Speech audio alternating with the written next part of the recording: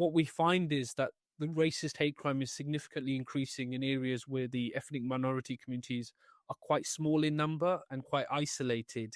And there's been a real complacency set in. So in the more diverse communities, they feel the strength in numbers means that they're not on the receiving end of certainly not violent racist hate crime.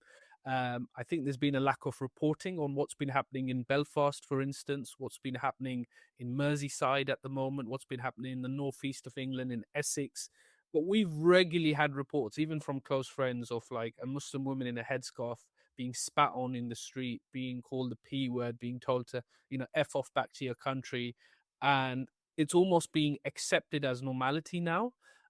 So I spent a bit of time in Basildon in Essex with a group of Muslim women, and they were just reeling off horrific incidents, like simple things like you're crossing the road at a zebra crossing and the cars won't stop for you, or when they see a Muslim woman with a pram and her baby, they're speeding up to try and scare them. And it's always women. Like most of the cases we deal with are women being targeted. I mean, it's very cowardly. And it ranges from racist comments, casual racist comments, to physical violence, trying to take people's headscarves off. And it is, the hijab wearing women in particular that have been facing this. There's also been an increase in attacks on mosques. So I believe between July and October, there were 27 attacks on mosques recorded. That's what we know. 25 mosques were targeted across the country. And it was kind of tied to this Raise the Colours campaign. So it was almost like often like the Red Cross being put on the windows, England flags being like surrounding the mosque and things like that, vandalism.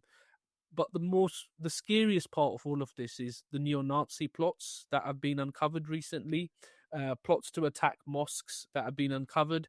There's been an increase in radicalization, particularly of young people spending a lot of time on the internet, being brainwashed.